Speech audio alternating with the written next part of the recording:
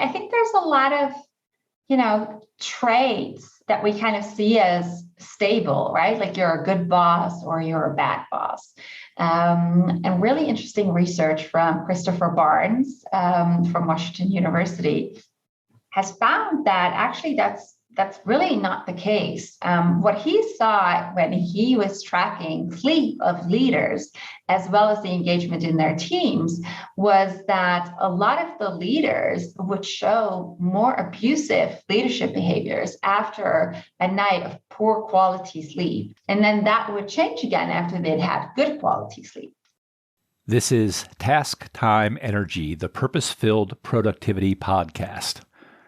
I'm your host, Scott Miller. Welcome to the show.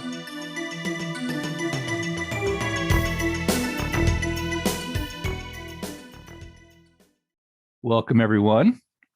Our guest today is Dr. Els van der Helm, who is a sleep neuroscientist and a well-being, performance, and leadership expert. Dr. van der Helm has her bachelor's and master's degrees from the University of Amsterdam and a PhD in psychology from UC Berkeley. You also have a book coming out soon, I understand, on sleep and performance for busy professionals. So welcome. Very happy to have you here. Well, thank you for having me and inviting me. I'd love to know anything else that you'd like to share about your background, your experience, your research, your current work. What else would you like to share with us? Yeah, well, I think there's maybe a few things to add. Maybe just fun fact is that I became a sleep geek when I was just 16 years old, and I read a book by Stanford professor Bill Dement. The US title was called The Promise of Sleep. And I think that book is actually still good decades later.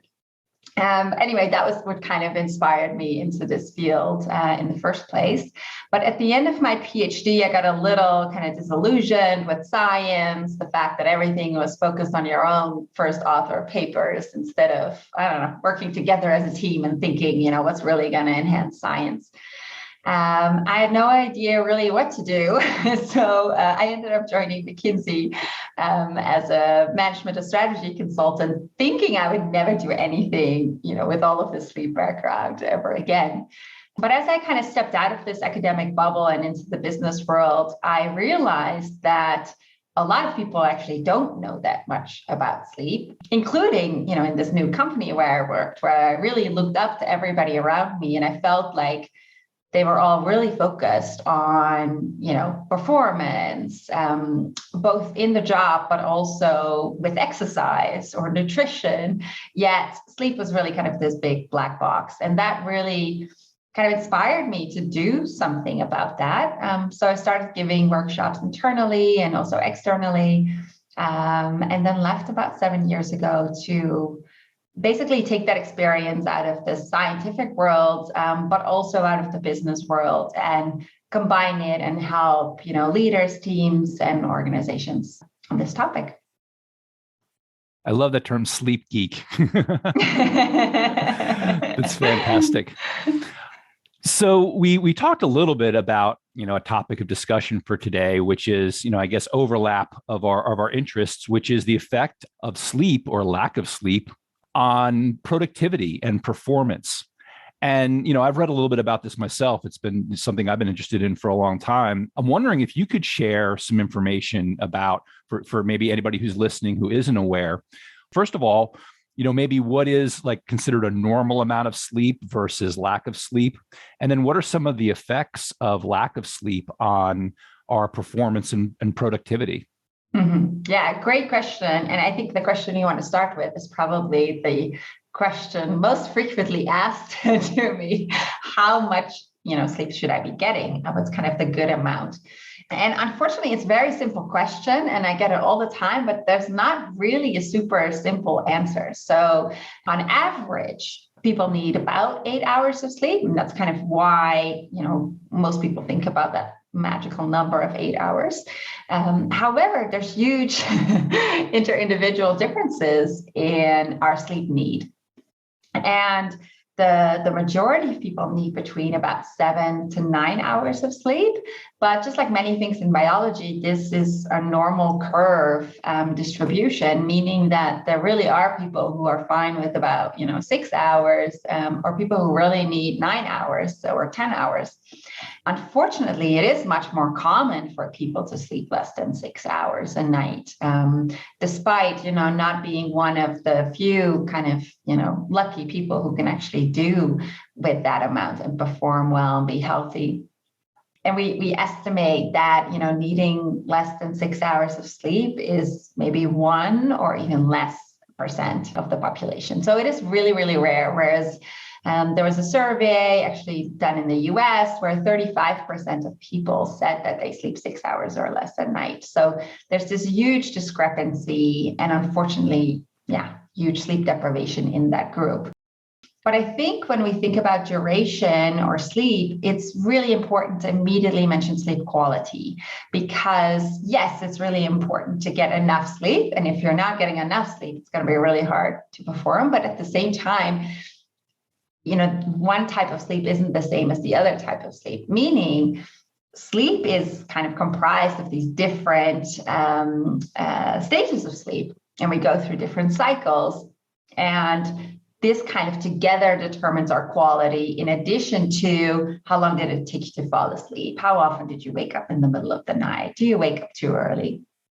And all of that is also really important, but much harder to put a number on to say, oh, you've got good enough sleep quality, or hey, you've got poor sleep quality. And then the question, of course, is how do I know if I'm getting enough sleep if you can't tell me how much I need? So I usually ask a couple of questions to people. First of all, how do you feel during the day? And with that, I immediately kind of have to ask, do you drink caffeine? And do you feel like you need caffeine to get through the day? But also, how do you wake up? Do you need an alarm to wake up with, or do you wake up naturally? And why I ask these questions is that when you're getting enough and good quality sleep, you can wake up naturally, so without an alarm. And needing an alarm to wake up with, in and by itself, is already a sign that you're not getting enough sleep and that your brain wanted more, that your brain wasn't ready. Unfortunately, the opposite is not true. So if you wake up naturally, that doesn't necessarily mean that you've had enough sleep or that you've had good quality sleep. And what we often see, for instance, is that morning types can easily wake up by themselves and actually can have a really hard time sleeping in. I'm one of those people, so I can have an amazing party until, 2 a.m. I mean, that hasn't happened in a while, but let's say I'll likely still wake up at 6:30 a.m., maybe 7 a.m., and not just because of my kids waking me up. So it's very much about how do you feel about your sleep, but also how do you feel during the day? Do you need a caffeine to get through, or do you need stress to get through the day? That's often a big motivator for people, actually, and something that makes you forget that you're maybe secretly sleepy. Interesting. It almost sounds like it's best to err on the side of caution, if anything. Like if we're not really sure if we're getting enough sleep, or we may even suspect like we might not be, it sounds like the safest thing to do is get a little more sleep and see if you feel better. Would that be accurate? Not necessarily. So it depends a bit who's listening. Mm-hmm. So I broadly categorize people in 3 different groups. And this is not at all based, on science. I haven't done studies into this, but based on my experience. So first of all, you have people with insomnia. Maybe a very clear scientific criteria for that. It means that you have trouble falling asleep, staying asleep, or you wake up too early, 3 nights a week or more, and then officially for at least 3 months in a row. But anyway, you kind of say, people who want to sleep but have trouble falling asleep once they're in bed. And they kind of need different messages, actually, than the other group, who I call the non-prioritizers, who think, I can sleep when I'm dead and there's so much more interesting stuff to do. Why should I really prioritize sleep? I don't see the reason, and perhaps I don't feel the reason as obvious either.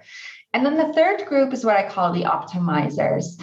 So people who actually do relatively well, they don't have insomnia, maybe obviously, everybody has some occasional insomnia at some point, but no insomnia. They do know that sleep is important and they want to optimize it. So they want to, kind of think about little ways that they can further tweak their sleep. So the comment you just made about, well, maybe, always try to kind of get a bit more sleep. Definitely for the non-prioritizers, definitely not for the insomniacs. So what we actually see with insomniacs is that they often spend a lot of time in bed, but not necessarily asleep. So they spend a lot of time in bed awake.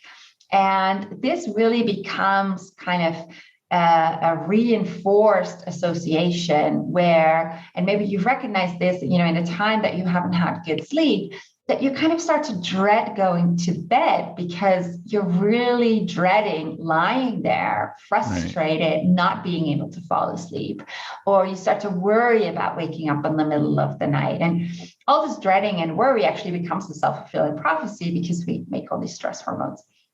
But in this case, the best approach is actually called sleep restriction. And that means that you spend less time in bed. No matter how tired you are, you can have a very strict schedule. And what this does is it builds up your sleep pressure. And with that, you become more and more and more tired. This is very difficult, obviously, to follow through in terms of therapy, but it's highly, highly effective because you're boosting the sleep pressure. And then you start to see the bed as kind of the reward at the end of the day where, oh my God, finally I can go to bed. And because you have this high sleep pressure, you're much less likely to wake up in the middle of the night, wake up too early, or for it to take a long time to fall asleep. So, and optimizers are kind of in between, right? If they suddenly go to bed, an hour and a half earlier than they're supposed to, they might also suddenly just be staring at the ceiling. So in general, only go to bed when you're actually sleepy. Mm-hmm. But do allow yourself to get sleepy in the hours before you need to go to bed. And that's, of course, something a lot of people don't actually do. So it sounds like if somebody has insomnia or they believe they have insomnia, the best choice is to maybe get some professional help, get some medical help, or you're going to need some kind of structured, demonstrated approach to solving that. Yeah. And I really recommend that because it doesn't actually take that many sessions most often. Of course, it depends a bit on comorbidities, but even if there are comorbidities, and this is important to say, for a long time we thought, oh, well, if you have depression or anxiety, yes, we often see sleep problems, but it's due to the anxiety and it's due to the depression. So let's just treat the anxiety and depression. But now we know that actually in all of these cases, we really need to treat the sleep problems because when we do, we see an improvement in the other comorbidities. And very often sleep deprivation has been one of the kind of main preceding factors that can lead to anxiety or depression. So yes, I always recommend trying to find a good treatment. In the US, there's definitely a shortage, worldwide, of sleep psychologists who are trained in this. But you also see more digital solutions. So one good example is called Sleepio. It's FDA approved. I think it gets reimbursed by a lot of the insurances. So if you are somewhere where maybe there's no sleep psychologist around you or available, there are quicker solutions. Okay. And what did you call the second group, the deniers, the non-prioritizers. The not prioritizers. Yeah. So yes. if somebody's listening to that and they're thinking, oh yeah, that kind of sounds like me, then that may be a group that would benefit from actually getting more sleep.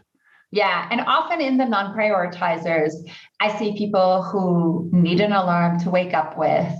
Also, very often I see evening types there. So the tricky thing when being a morning or an evening type is linked to your chronotype, and this is mostly genetically determined. It does change across our lifespan, but evening types don't build up as much sleep pressure across the day. So they also don't feel sleepy as easily. Plus, they have much more of a later rhythm, of course, to start with, and kind of an energy boost later in the evening.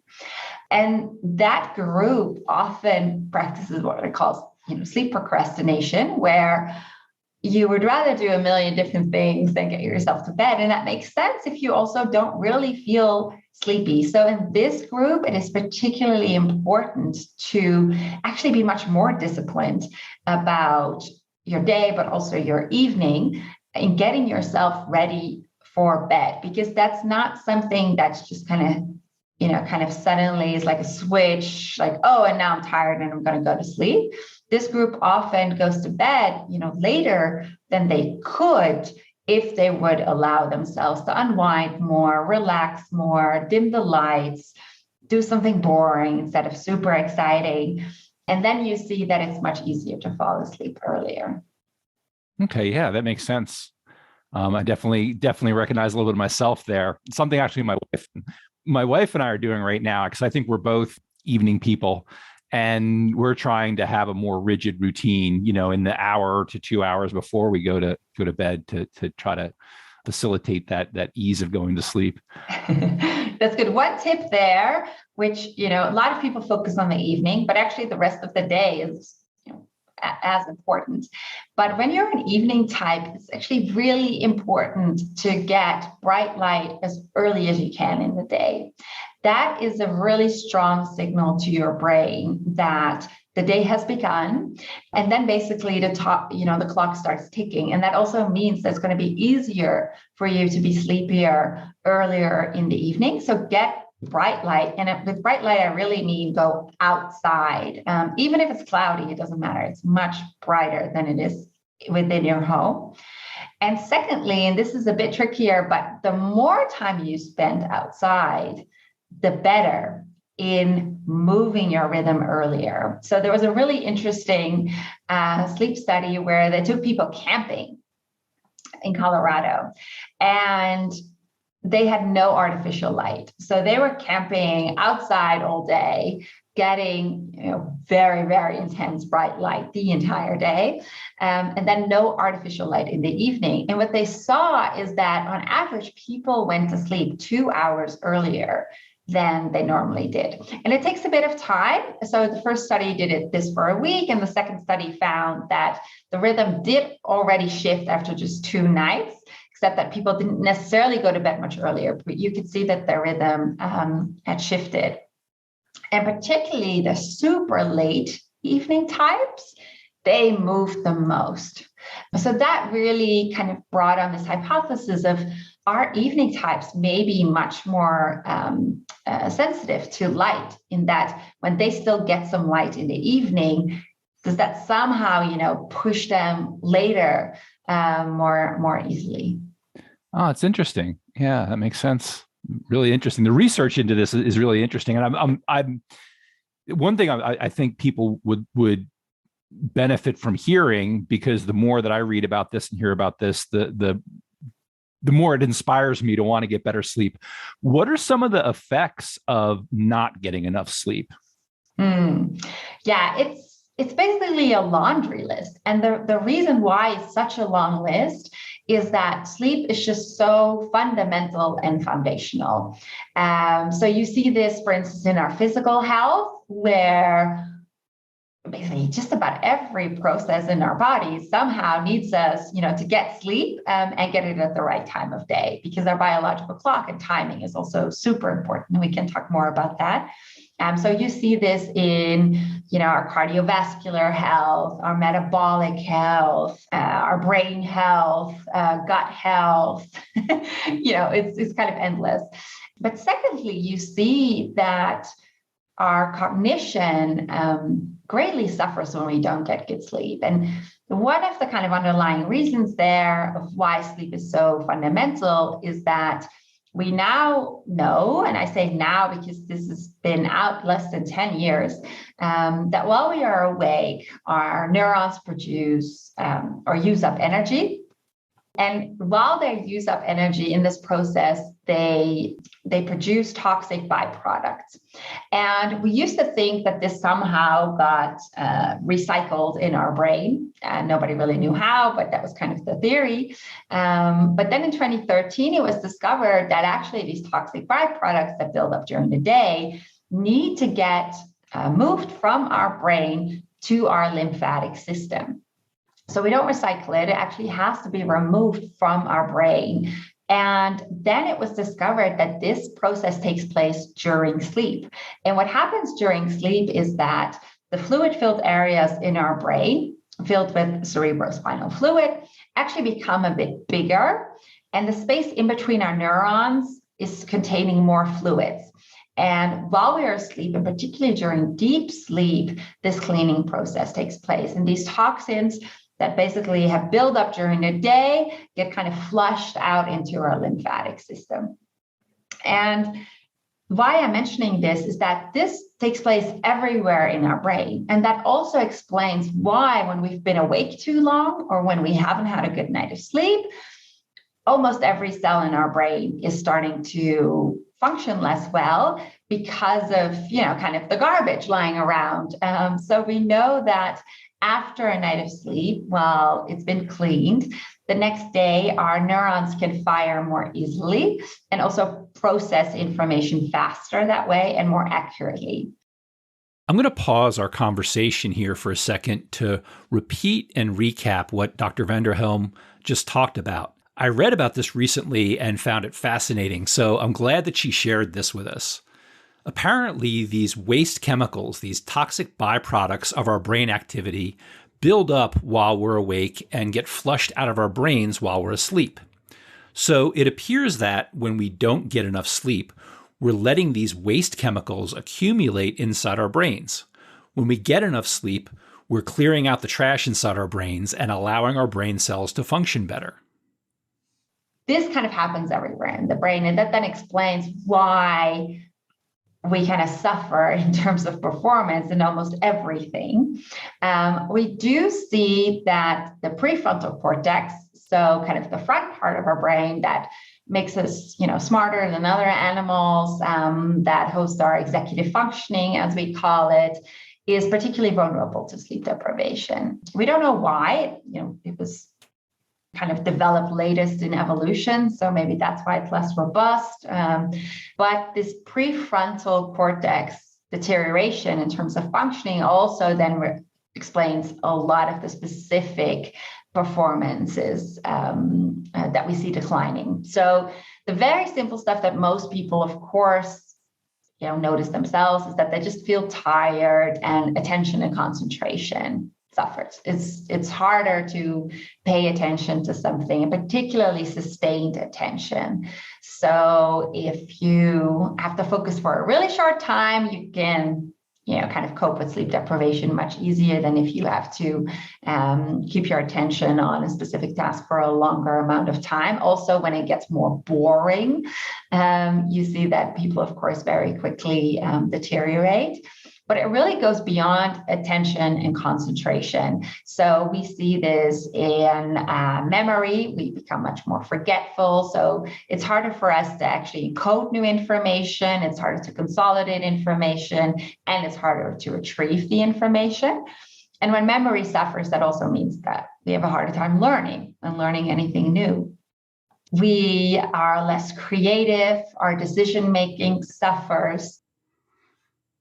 Before Dr. van der Helm continues, I want to again repeat and recap what she just said, because this is so good to know for any of us who would like to be more productive, any of us who want to perform better at work or at school or in sports or in running a business or in any other part of our lives. If we don't get enough sleep, it's easy to think that we can down some caffeine and power through it, right? But there's evidence showing that a lack of sleep does more than just make us feel tired. There's evidence that it affects our memory, our ability to learn, our creativity, and our decision-making skills. So if you're a leader, a decision maker, or you're doing any type of creative or analytical work, lack of sleep or poor sleep might impact your performance in many more ways than you realize. It's not just on the IQ side. We see as much deterioration on the EQ side. So anything that basically involves our emotions suffers. And this is also, again, partly due to the prefrontal cortex functioning less well, because our amygdala, our emotional center, can do really well without sleep deprivation and actually becomes more active. And normally the prefrontal cortex inhibits the amygdala and kind of, can help you count to 10 if something intense is happening. But when we're tired, we lose this brake on the amygdala. My PhD advisor used to call it, you're all gas and no brakes. And I think that really explains how we can be so volatile when we haven't had good sleep. And that's both internal and external. So we have a harder time managing our own emotions. Everything kind of, hits us harder, and it's harder to reframe and, kind of keep it all together. But we see that it's also harder to interpret emotions of others around us. So whether it's in their facial expressions or in their tone of voice. Recent studies have also shown that it's harder to trust other people, to show empathy. We're less likely to help them. We feel more lonely. We apparently look more lonely. Other people kind of start to avoid us when we look tired. So it's really IQ going over to EQ, and then basically the social aspect of this and how it impacts our relationships with other people. I want to pause here once more to recap what Dr. van der Helm just said, because this might be crucial for any of us in leadership positions, for people in sales, really for any of us who care about communicating and connecting with other people. A lot of us probably notice that we become a little bit impatient when we're tired. Maybe we notice that we feel a little more moody when we're tired. But there's evidence that a sleep deficit can impact our relationships and our ability to connect and communicate with other people in many different ways. For example, research by Google determined that psychological safety was the single most important factor separating its highest performing teams from the rest.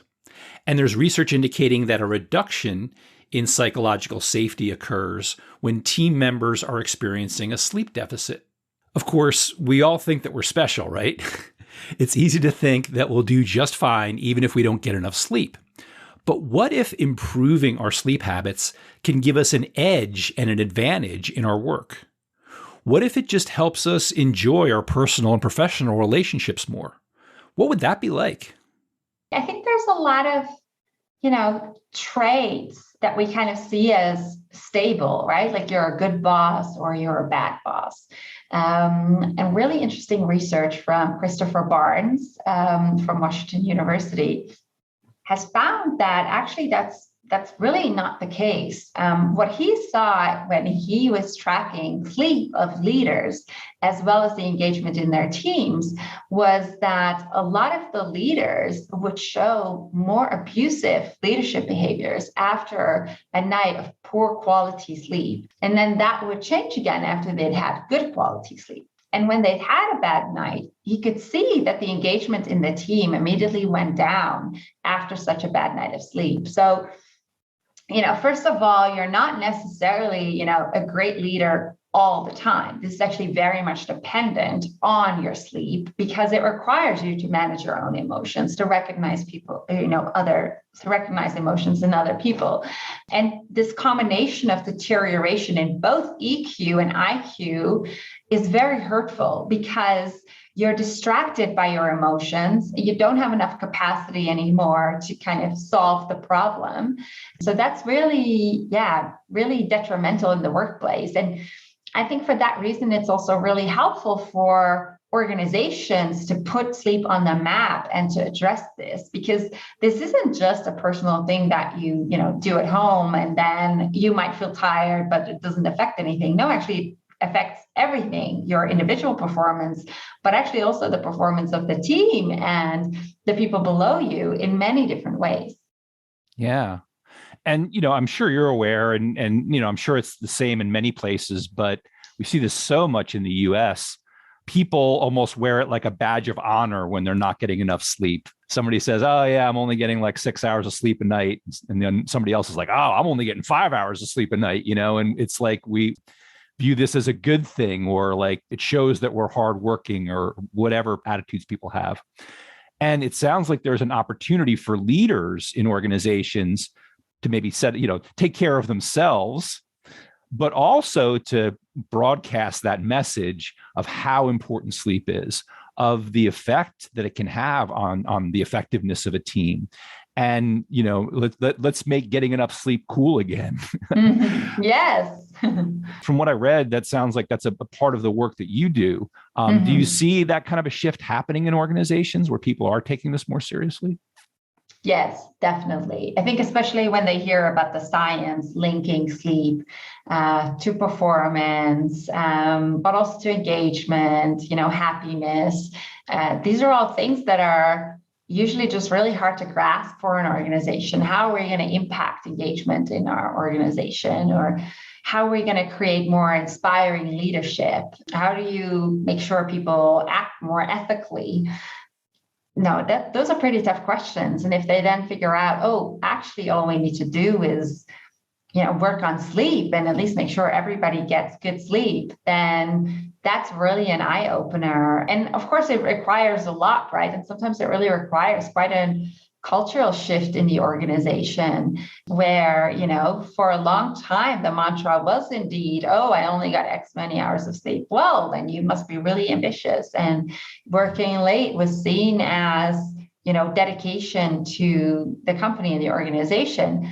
Whereas I think if someone's working late, unless they're a strong evening type, that's probably a really dumb idea because they're not functioning at the level that they should be after having been awake for a long time. In fact, we see that if you've been awake for just 17 to 19 hours, you perform similarly to someone who has a blood alcohol level of 0.05. So that means that you've had 2 drinks, and in a lot of countries you're not even allowed to drive a car anymore because you're considered legally drunk.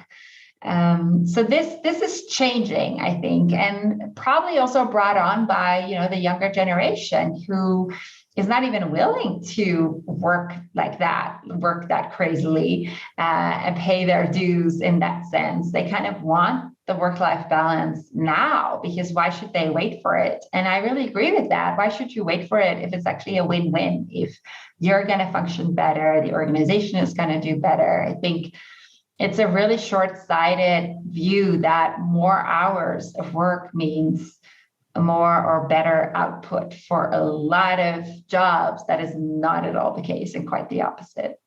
Yeah, especially the jobs that require critical thinking skills, interactions with other people, leadership skills, right? Sales. Exactly. I mean, anything that requires relationships with other people and problem-solving skills. I was going to ask you about some of the research you mentioned, because I'd read something about that and didn't remember the exact details, but being awake for 17 to 19 hours has an equivalent effect of performance of, you said, a blood alcohol content of 0.05, which is legally intoxicated. I mean, you could be arrested for DUI if you had that blood alcohol level in many places. Yeah.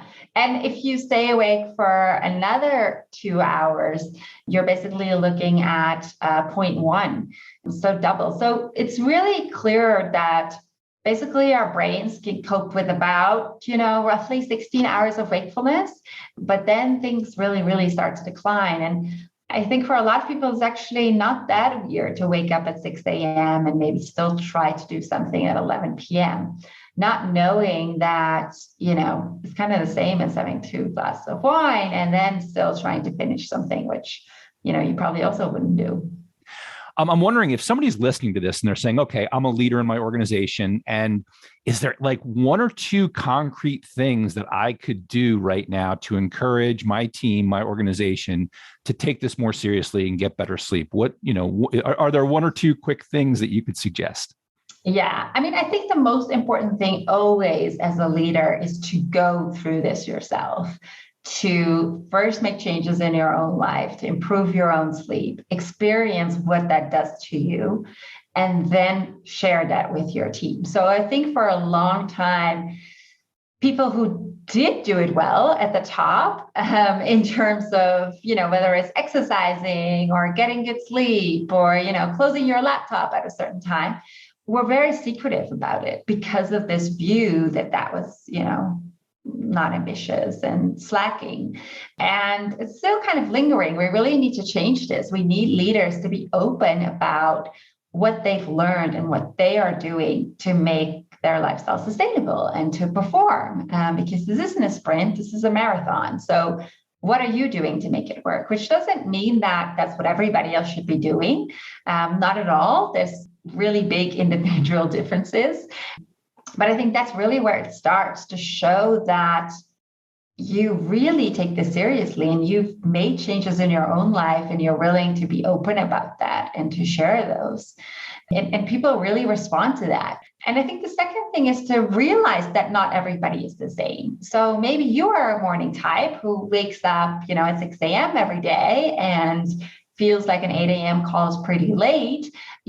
For some other people, a 9 a.m. call might actually still be really early if they're a strong evening type. And that is not at all about being lazy to then show up at work late, because they will actually do much better if they show up at work late and stay late.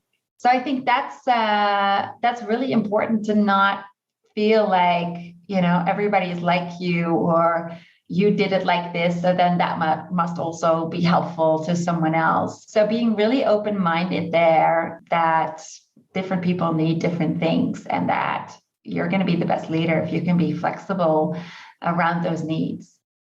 It sounds like also people would benefit from just hearing that we take this seriously. I've worked for organizations and with organizations that are very serious about not working on weekends. We work Monday through Friday and we don't work on weekends, and they walk the walk too. Like, you're not going to get an email from a coworker on Saturday evening. Yeah, I'm your boss, but if you happen to get an email or a text from me at 7 o'clock at night, you don't have to answer right away. You don't have to stay up until midnight doing something that I ask you about. Yeah, and I think that really goes along with being super explicit about these norms, right? So don't have it be this implicit thing that somehow people who join your organization will have to deduce after weeks or months and figure out, okay, this is how we work. No, be super upfront about that. What are your expectations? And what do you do to help your employees on that journey? And I think it's good to keep in mind that, I kind of see 3 stages in people getting good sleep. One is this awareness and having the right, attitudes and beliefs. So not getting too obsessed about sleep, but also not being in the non-prioritizer camp. You kind of want to be in the sleep optimization camp of knowing sleep's important and that you can have control of this and do things. Then the second stage is really about knowing it, right? Knowing and personalizing it. So what is known in the sleep world, and what do we know from science that is actually helpful in improving your sleep, and picking from that what is going to be, the first thing that you want to work on. But then the final stage is really doing it. So what do we know from science on behavior change? Because 9 out of 10 times people will have to make a change in their behavior. This isn't about buying a fancy little gadget or a new pillow or whatever. It's very often about doing the hard work and changing behavior, which in general is not something we're, particularly good at as humans. So I think, you kind of have to go through that journey, and then keep in mind a lot of individual differences again, and different challenges. So whether it's work or study demands, but also family demands, different individual physiology, which might lead to a sleep disorder, different socioeconomic status, which can have a huge impact on whether or not you can get good sleep, also depending on where you live, and noise pollution, light pollution, all of these things. It's important to kind of see the big picture when it comes to this. And then as the organization, really make the investment in supporting your employees on this topic, and it will easily pay off.